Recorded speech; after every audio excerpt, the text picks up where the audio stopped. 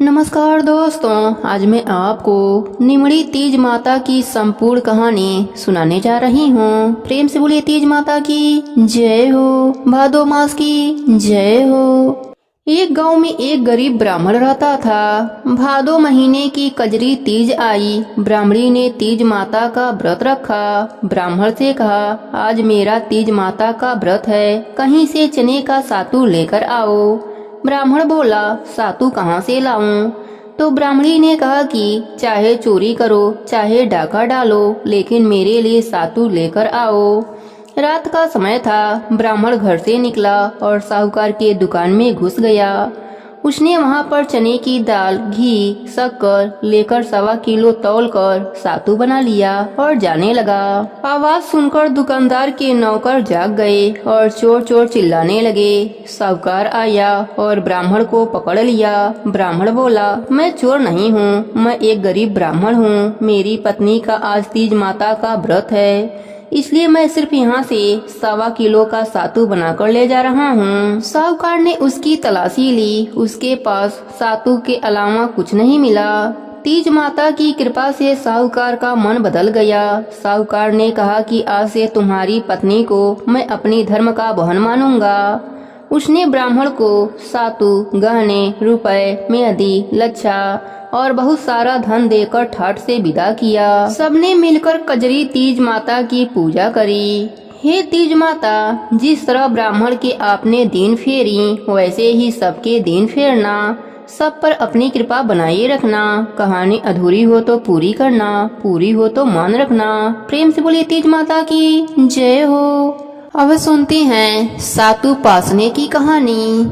एक साहूकार था, उसके 7 बेटे थे। उसका सबसे छोटा बेटा अपाहिज था। वह रोजाना एक वैश्या के पास जाता था। उसकी पत्नी बहुत पतिव्रता थी, खुद उसे कंधे पर बैठाकर वैश्या के यहाँ ले जाती थी। वह बहुत ही गरीब थे, जेठानियों के पास काम करके अपना गुजारा करती थी। भाद्रपद महीने में कजली तीज के दिन सभी ने तीज माता के व्रत और पूजा के लिए सातू बनाया। छोटी बहू गरीब थी, उसकी सास ने उसके लिए भी एक सातू का छोटा सा पिंडा बनाया। शाम को पूजा करके जैसे ही वह सातू पासने लगी, उसका पति बोला, मुझे वैश्या के यहाँ छोड़कर आओ। हर दिन की तरह उस दिन भी वह पति को कंधे पर बैठाकर छोड़ने गई, लेकिन वह बोलना भूल गया कि तुम घर जाओ। वह बाहर ही उसका इंतजार करने लगी। इतने में जोर से वर्षा आने लगी और बरसाती नदी में पानी बहने लगा।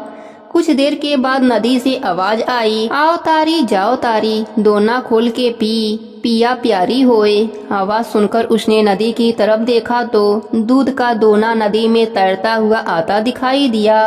उसने दोना उठाया और 7 बार उसे पीकर दोने के उसने 4 टुकड़े किए और चारों दिशा में फेंक दिए। उधर तीज माता की कृपा से वैश्या अपना सारा धन उसके पति को वापस देकर सदा के लिए वहां से चली गई। पति ने सारा धन लेकर घर आकर पत्नी को आवाज लगाई, दरवाजा खोल। तो उसकी पत्नी ने कहा, मैं दरवाजा नहीं खोलूंगी। तब उसने कहा कि अब मैं वापस नहीं जाऊंगा, दोनों मिलकर सातू पासेंगे। लेकिन उसकी पत्नी को विश्वास नहीं हुआ। उसने कहा, मुझे वचन दो, वापस वैश्या के पास नहीं जाओगे। पति ने पत्नी को वचन दिया तो उसने दरवाजा खोला और देखा उसका पति गहनों और धन माल सहित खड़ा था। उसने सारे गहने कपड़े अपने पत्नी को दे दिए। फिर दोनों ने बैठकर सातू पासा।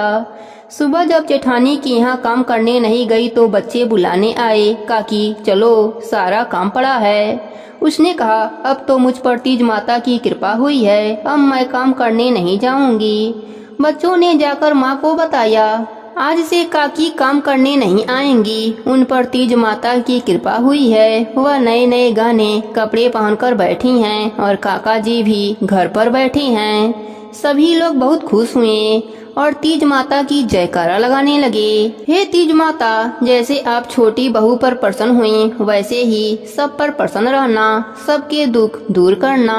प्रेम से बोलिए तीज माता की जय हो। अब सुनते हैं निमड़ी तीज माता की कहानी।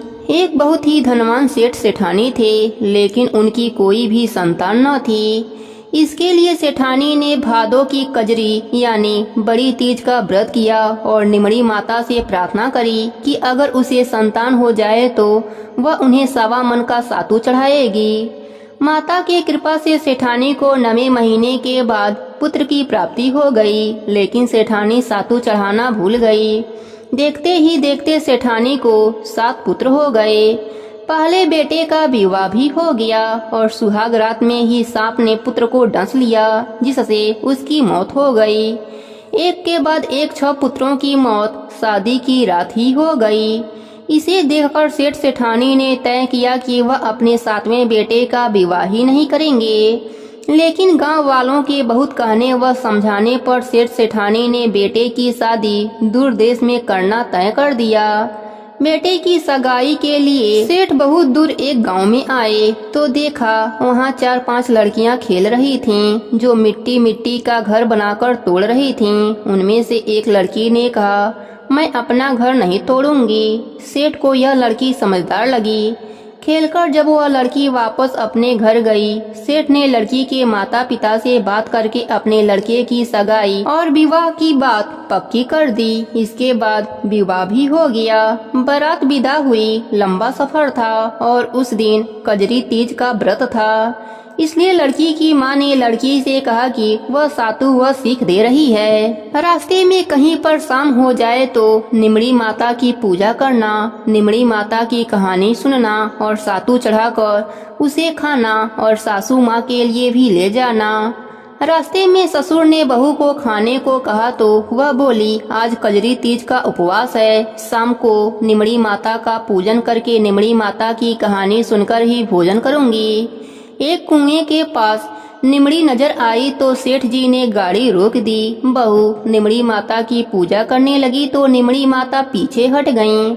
बहू ने पूछा, हे माता, आप नाराज क्यों हैं? आप पीछे क्यों हट गईं? तब निमड़ी माता ने उसकी सास की सारी कहानी उसे बताई कि वह कैसे सातू चढ़ाना भूल गई है। बहू बोली, हमारे परिवार के भूल को क्षमा करें, सासू माँ और मैं आपको सातू चढ़ाएंगे। कृपया मेरे सारे जेठ को वापस कर दीजिए और मुझे पूजन करने दीजिए। माता नववधू की भक्ति व श्रद्धा देखकर प्रसन्न हो गईं।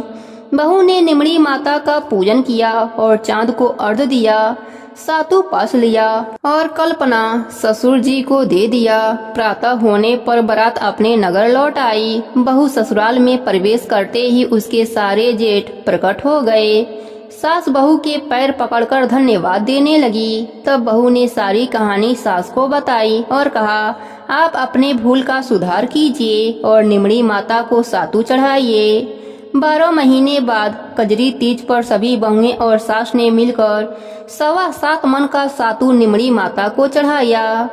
उनकी भक्ति से निमड़ी माता प्रसन्न होकर प्रकट हुई और बोली, जो भी मनुष्य मेरी इस कथा को सुनेगा उसके घर अन्य धन और सबकी लंबी आयु होगी। इतना कहकर निमड़ी माता सेठ जी का घर अन्य धन से भर दिया और लंबी आयु का आशीर्वाद देकर अंतर ध्यान हो गईं। हे निमड़ी माता, जैसे आपने छोटी बहू पर प्रसन्न हुई वैसे ही अपने सभी भक्तों पर प्रसन्न रहना। सबके व्रत को पूर्ण करना, कहानी अधूरी हो तो पूरी करना, पूरी हो तो मान रखना। प्रेम से बोलिए निमड़ी माता की जय हो। अब सुनती हैं व्रत को पूर्ण करने वाले गणेश भगवान की कथा। प्रेम से बोलिए गणेश भगवान की जय हो।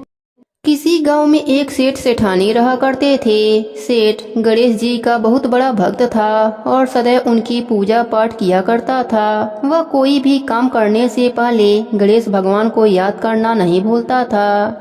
एक बार गणेश भगवान रूप बदलकर सेठ के खेतों से गुजर रहे थे। गणेश भगवान को रास्ते में भूख लगी तो उसी सेठ के खेत से गेहूं के 12 दाने तोड़कर खा लिए। फिर उन्होंने सोचा, अरे मैं तो भूख से बेहाल होकर सेठ से बिना पूछे ही उसके खेतों से गेहूं के दाने खा लिए। यह तो चोरी हुई और इस पाप का दंड मुझे भोगना ही होगा। फिर गणेश भगवान सेठ के पास पहुँचे और बोले, सेठ जी मुझे कोई काम दे दीजिए, मैं दूसरे गांव से काम की तलाश में आया हूँ। सेठ ने कहा, देखो मेरे काम में इस समय घाटा चल रहा है, इसलिए मैं तुम्हें काम तो दे दूंगा पर तनख्वाह नहीं दूंगा। इस तरह गणेश जी सेठ जी के घर काम करने लगे। एक दिन सेठानी शौच से निवृत्त होकर अपने हाथ राख से धो रही थी तो नौकर बने गणेश भगवान ने कहा, सेठानी जी, जब तक हम अपने हाथों को मिट्टी से नहीं धो लेते तब तक वह स्वच्छ नहीं होते, इसलिए आप अपने हाथों को मिट्टी से धोया करो। इस बात से सेठानी गुस्सा होकर नौकर की शिकायत सेठ जी से करी। सेठ ने कहा, गणेशा सही तो कह रहा है, जब तक हाथ मिट्टी से नहीं धो लेते तब तक हाथ स्वच्छ नहीं होते। यह गणेशा तो बहुत समझदारी की बातें करता है, हमारा भला सोचता है।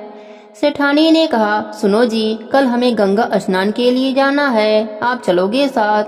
सेठ जी ने कहा, मुझे दुकान पर बहुत काम है, तुम गणेशा के साथ चली जाना। अगले दिन सेठानी गणेशा के साथ गंगा घाट पहुंच जाती है। सेठानी गंगा किनारे पर ही बैठकर स्नान कर रही होती हैं। गणेशा सेठानी को लेकर बीच गंगा में ले जाकर डुबकी लगवाकर वापस किनारे पर लाता है। इस बात से भी सेठानी बहुत गुस्सा हो जाती हैं। सेठानी घर आकर यह बात सेठ जी को बताती हैं। सेठ जी ने कहा, गणेशा, तुमने ऐसा क्यों किया? गणेशा ने कहा, जब तक हम गंगा में डुबकी नहीं लगा लेते तब तक स्नान पूर्ण नहीं माना जाता है। सेठ जी प्रसन्न होकर बोले, यह गणेशा तो बड़ी बुद्धिमानी की बातें करता है, हमारे बारे में कितना अच्छा सोचता है। एक दिन सेठ जी ने अपने घर पूजा का आयोजन रखा और सेठानी को बुलाने के लिए गणेशा से बोले। गणेशा सेठानी को बुलाने गए तो देखते हैं सेठानी काला कपड़ा पहन रखी है। गणेशा कहता है, सेठानी जी, आप पूजा में लाल रंग की साड़ी पहनो, पूजा में लाल रंग बहुत शुभ माना जाता है। सेठानी गुस्से से सेठ जी के पास गईं और सारी बात बताईं। तब सेठ जी ने कहा, गणेशा ठीक ही कह रहा है, पूजा पाठ में लाल रंग बहुत शुभ माना जाता है। फिर सेठानी लाल रंग की साड़ी पहनकर पूजा करवाती हैं। एक दिन सेठ घर में गणेश पूजन का कार्यक्रम रखा। गणेश जी के मूर्ति के स्थान पर गणेशा जाकर बैठ जाता है। यह देखकर सेठ जी को गुस्सा आ जाता है। सेठ जी कहते हैं, गणेशा, यह कहाँ की समझदारी है? मैं तो समझता था कि तुम बहुत समझदार हो, बड़ी बड़ी ज्ञान की बातें करते हो और खुद ही अज्ञानी बनकर उस स्थान पर बैठ गए हो जहाँ प्रभु की मूर्ति का स्थान है। फिर गणेशा अपने असली रूप में आ जाते हैं। सेठ सेठानी हाथ जोड़कर कहते हैं, प्रभु, आप मेरे घर नौकर के रूप में, हमसे बहुत बड़ी गलती हो गई प्रभु, हम आपको पहचान नहीं पाए, हमें क्षमा कर दीजिए। गणेश भगवान ने कहा, तुम दोनों व्यर्थ में ही परेशान हो रहे हो, मैं तो स्वयं तुम्हारे घर में नौकर बनकर आया था। मैंने तुम्हारे खेत से गेहूं के 12 दाने चुराकर खा लिए थे, इसलिए मैं उसका ऋण चुकाने तुम्हारे घर नौकर बनकर आया था। मेरा आशीर्वाद सदैव तुम पर बना रहेगा, तुम्हारे घर में धन वैभव की कभी भी कमी नहीं होगी। इतना कहकर गणेश भगवान अंतर ध्यान हो जाते हैं। हे गणेश जी महाराज, जैसे आपने सेठ पर अपनी कृपा करी, वैसे ही अपने सभी भक्तों पर अपनी कृपा बनाई रखना। कहानी अधूरी हो तो पूरी करना, पूरी हो तो मान रखना, सबके व्रत को पूर्ण करना। प्रेम से बोलिए गणेश भगवान की जय हो, तीज माता की जय हो।